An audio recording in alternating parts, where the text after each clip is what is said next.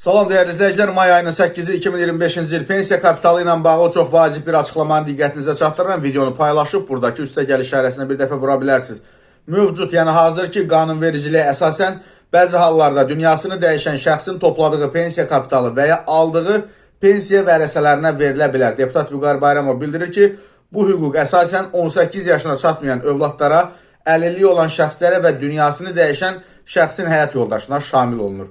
Və deputat bildirir ki, bu sahədə yeni yanaşmalar üzərində də düşünülür. Millət vəkili pensiya kapitalının tam olmasa da bir hissəsinin vətəndaşların şəxsi ehtiyaclarına yönəldilməsini təklif edir. Belə modellər artıq inkişaf etmiş bir sıra ölkələrdə tətbiq olunur. Deputat əlavə edib ki, bəzi ölkələrdə yalnız minimum deyil, orta pensiya kapitalı anlayışı da mövcuddur. Topladığı məbləğ orta pensiya kapitalından çox olan vətəndaşlara ondan istifadə imkanları yaradılır.